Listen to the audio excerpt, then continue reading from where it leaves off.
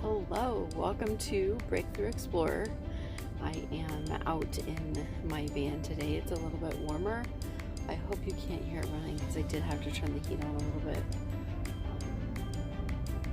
So it's running a little bit to get it warmed up so I don't freeze to death. So I just wanted to do a quick continue my series on the wellness group that I have been attending at Mayo Clinic. And the last couple times I've talked about scheduling, I have talked about routine, which some people think that's kind of the same thing. But really they're not. So a lot of the other things, so one thing that I want to focus on today is because this group is based off of a pain rehabilitation program, one of the things that they stress is to not discuss your pain. So that's what I want to talk about today. Ironically, right? So the basis of this, they don't want you to focus on talking about your pain, is because it triggers pathways in your brain. They say that there are pain behaviors that you have that then when you speak about your pain or you notice your pain, you do certain things. And the purpose of this program is to break those habits, which kind of goes along with my whole theme of I am breaking tons of habits, or at least trying to shoot my life in the right direction that I want to go, not based off of what someone else wants for me. So this pain rehabilitation program laid out a lot of different things around how to speak about pain and how to get those pain signals rerouted so that you don't react to them the same way. So, for example, in my pain, and on my Instagram, I don't talk about pain on a daily basis. I don't talk about it with those that I'm around at home or in family. I don't talk about it. I don't talk about how I'm doing that day with my pain.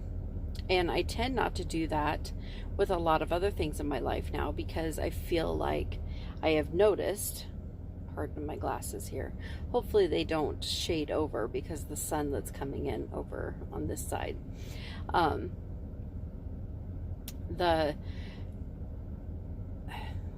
lost my train of thought. I've been dealing with some brain fog recently.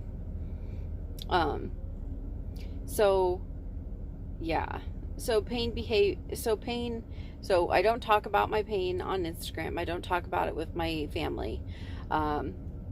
So like if someone were to call me and ask me how I was doing today, I would not respond with anything related to my pain.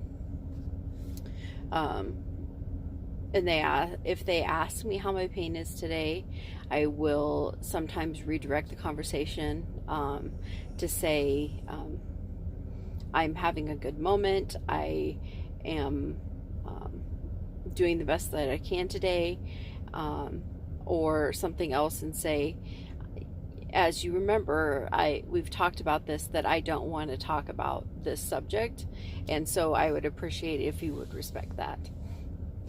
And there are reasons why. It is from my medical team that has stressed that I should not do this, and so I am trying to make that a habit. So please help me in that way. That is one way that you can help me. The other way that I have tried to not focus on my pain behaviors is, one of the things that I had gotten into the routine of was not taking a shower every day. I know, stinky, gross, whatever. But one of the things, it hurts to take a shower. And so the temperature change, there's a lot of different reasons. The allodynia, the it just feels like pins and needles on my skin. The bending over to clean my bottoms of my legs and feet and those kinds of things, it's very uncomfortable. And so I had gotten to where I didn't take a shower. And so maybe once, twice a week, maybe 3 times a week, I would take a shower. And so then I decided, okay, let's see if I can change this pain behavior. And so I started showering maybe one day, and then I'd shower the next day, and then maybe I'd take a break. And then I'd shower for 2 days again, and then I'd take a break. And then I went to 3 days, and then I'd take a break. So I have gotten to where I can shower a little bit more easily, because I have trained my body to accept that feeling. That's what they tell me anyway, that I've accepted that feeling, and that it's not as intense as what it was, because I have worked to change that pain behavior. I have now taken a shower every day for the last week, and I, for the life of me, thought that would never happen again. I really thought that I was done for on the shower front, and that I would get to the point where I wouldn't shower at all. And in my life, that's not okay with me. Personally, that really bothers me, and I wanted to find a way to get around that. So that's what I did. I just started doing it more frequently and training my body to accept what was happening. And when I was in the shower, I wasn't focusing on the pain. I would sing a song. I would have music playing. I would try to, and music that I could sing along to. So therefore, it was like a distraction to my brain as I was doing it, so that I wouldn't focus on the other situations that was going on. So that's a big deal. Some of the other things that I have done, like I have trouble standing to do the dishes. And even after I had my shots in my back, the radio frequency ablation, which I do have a series of videos on, I had a real hard time standing to do the dishes. So what I do now, again, turn the music on, I sing while I do the dishes. That way I'm not focusing on the pain, so therefore I can do the task at hand. So I use music a lot to get me through, because I can play a song and sing along to that song, and then I'm automatically not even thinking about it. And they call that retraining neural pathways in the brain. The longer that you do that, the more solidified it's going to be. They say that they want you to do new routines for at least 21 days, and then preferably 90 days. And so by the time you get 90 days in, it becomes just a habit. It's a new habit. It's a new way of focusing. It's a new way of life. And it has been amazing, let me tell you. There are times when I struggle, like holiday. We just had Christmas, and I struggled so much because I was outside of my routine. I was outside of my home. I was outside of the things that I could do normally. I was in an environment that was more stressful for me. So therefore, that was a trigger to me. So I'm still trying to figure out that aspect of things, but I still think that I coped with it really well. We played a lot of music, so I sang along to a lot of music. I took breaks in other rooms from people when I needed to, when I felt like I was getting overwhelmed. That's one way that you can do that, just take a break from stuff. Then afterwards, I did crash out. So that was one thing that I want to kind of try to figure out a way to avoid. But I don't do these big family gatherings very often, and it happened to be that I could crash out right afterwards, and so it wasn't a big deal. But I would prefer not to have to do that. Part of me, I forgot my tripod in my arm is killing me. That's okay though. So I, and pardon the shake from that aspect because my arm is gonna die. Hold on just a minute. I'm gonna switch arms for a second. Give this one a break. How's that? This one probably will tremble just a little bit more. So focusing on the pain behaviors, switching them up, giving them a new routine, giving them a new distraction. Now, does this alleviate it 100%? No, but it allows me to process through it and get through it versus avoiding all the time. Because I was avoiding life and I wasn't living life at all, and that's not okay. With me, I want some semblance of quality of life, and I was headed down the road that I wasn't going to have any quality of life. I didn't even watch TV. I didn't do anything. I just didn't feel like it. So I worked, I slept, and that was it. I didn't interact with people. My mood was really irritable. My depression was horrible. And I needed to get some assistance. So that's what I've done. So pain behaviors, focus on them. See if you recognize some of them that you have, and see if you can figure out ways to distract yourself from them, so that you don't repeat them. Ask your loved ones to not talk about your pain, and that is certainly a big one. You know, your loved ones want to know how you're doing. They want to help, and respond with ways that they can help, and accept that help, but also gently remind them that you don't want to talk about your pain, because it doesn't help you feel better, and you want to feel better, not worse. So, and it's okay to have those conversations. So be sure to work on setting those boundaries. That's one thing. I struggled with that for quite a while. Boundary setting. Whoops, sorry about that. That's a little shaky. But over this last year, I feel like I've gotten a lot better at setting those boundaries. My family wanted, my son left Christmas yesterday early, and my family wanted me to stay, and I was like, nope, I gotta go.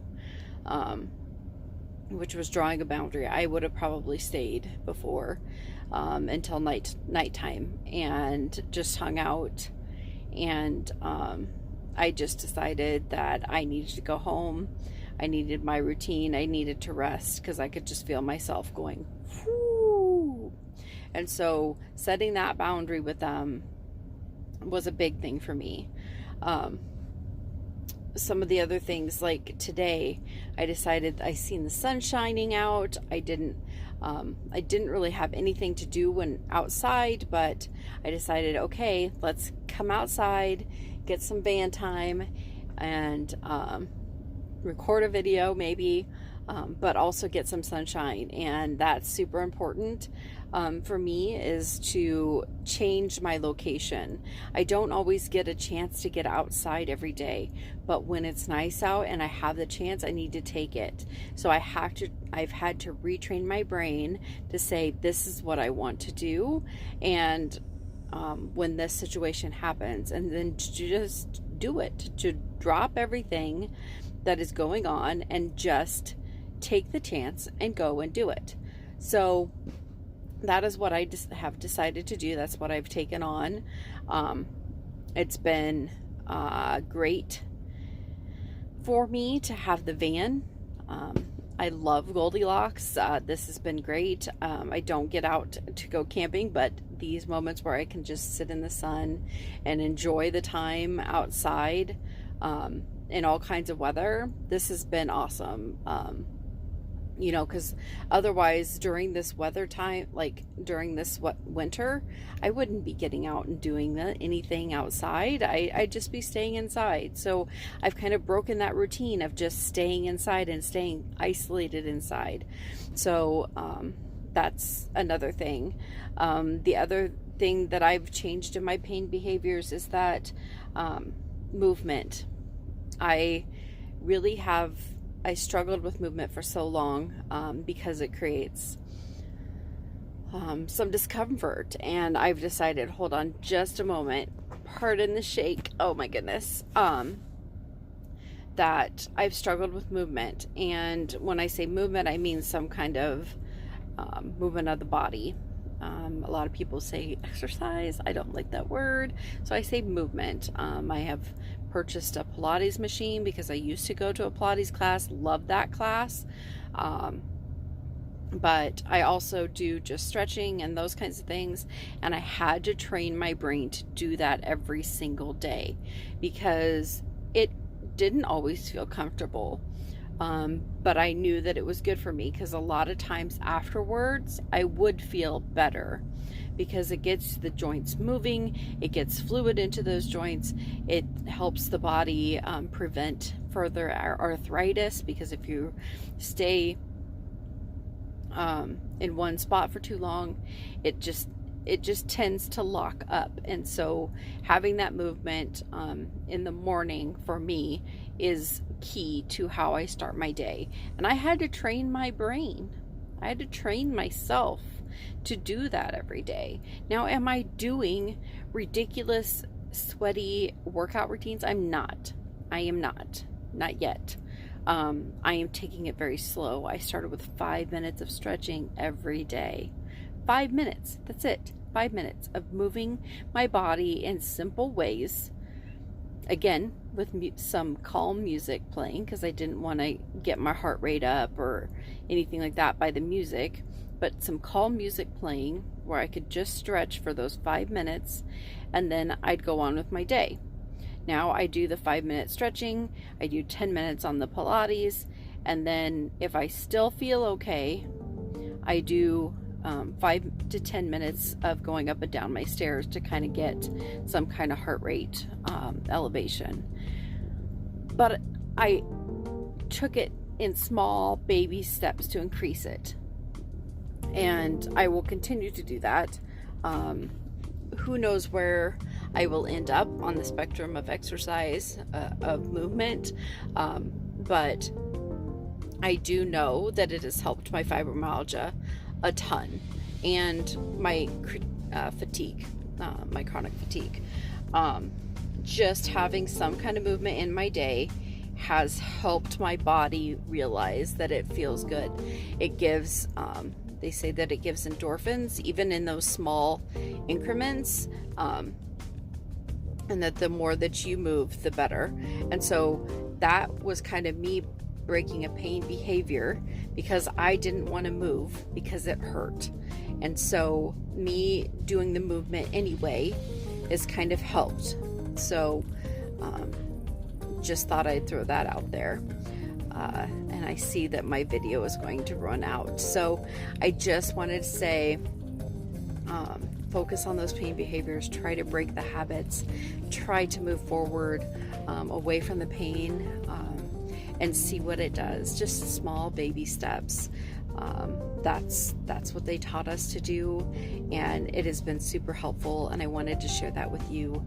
Thank you again for coming to watch my videos here on Breakthrough Explorer, and I hope to see you again soon.